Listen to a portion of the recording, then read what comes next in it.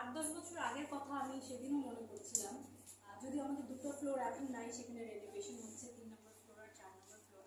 আমরা প্রায় যখন ওখানে শ্যুট করতাম, তো 3 নম্বর ফ্লোরে একটা শ্যুট হচ্ছে, 4 নম্বর ফ্লোরে আরেকটা কাজে শ্যুট হচ্ছে, তো আমরা প্রায় ভিজিট করতাম একজন আরেকজনের ফ্লোরে। পরিচিত কলিগদের সাথে দেখা হতো, তো বেশ ভালো লাগতো।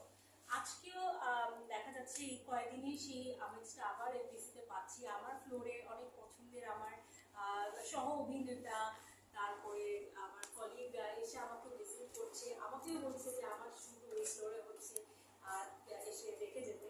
আমাকে আপনাদের সাথে কথা বলার পরে আমি একটা দুটো ফ্লোর ভিজিট করবো, যেহেতু লাঞ্চ টাইম এখন। তো ভালো লাগছে, পুরোনো দিনগুলো যে ফিরে আসছে, এই সরগরমটাই তো আমরা সবসময় চাই। এখন তোমার কাজের ব্যস্ততা কি আছে? আমার এখন কাজের ব্যস্ততা মূলত, আমি তো আসলে একজন উপস্থাপনা দিয়ে আমার ক্যারিয়ার শুরু। তো নিজের সেই চিরচেনা জায়গাটা চাইলেও ভুলে যেতে পারি না। আমি যেমন চাই সেরকম সেই জায়গাটাও আমাকে খুব টানে। তো পরপর দুটো অনুষ্ঠান আমি করেছি, এখনও আমার একটা অনুষ্ঠানেরই শ্যুট করছে ফ্লোরে। তো এটা নিয়ে ব্যস্ত আছি, কিছু ব্র্যান্ডসের সাথে কথাবার্তা চলছে, কাজ হবে হয়তো সামনে। সিনেমাতে আমরা দেখি যে নাবিলা ইরেগুলার, কিন্তু যখন আসে তখন ব্লকবাস্টার।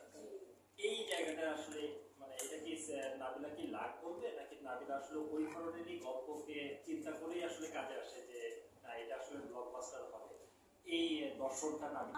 লাভটা আসলে আমি বিশ্বাস করি, লাভ অনেক ক্ষেত্রে আপনি আসলে লাভটা যাতে আপনার কাছে আসে, এর জন্য আপনাকেও সেই পথটা নিজে নিজেই তৈরি করতে হবে। এই পথের মধ্যে এমন কিছু করা যাবে না যাতে যেটা খুব ভালো বা সুন্দর বা বড়, সেটা আপনার কাছে আসার ক্ষেত্রে অন্তরায় হয়। মাঝে মাঝে কি হয়, আমরা অনেক ছোটখাটো আহ, নানা কাজ করে ফেলি, অনেক রকম কাজ করে নিজেকে খুব বেশি অ্যাভেলেবল করে ফেলি। সেক্ষেত্রে যারা একটু অন্যরকম কাজ করতে যায় এবং তারা যদি একটা ফ্রেশনেস খুঁজতে যায়, তখন কিন্তু তারা সেটা হয়তো পায় না। যেমন তুফানের ক্ষেত্রে অনেকটা তাই ছিল।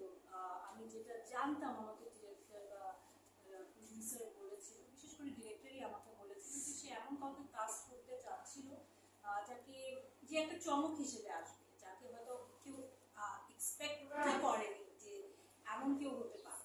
কারণ যেহেতু অভিনেতা ছিলেন শাকিব খান, তো উনার পাশে কে হতে পারে এটার স্পেকুলেশন নানা রকম অনেকেই করে থাকেন।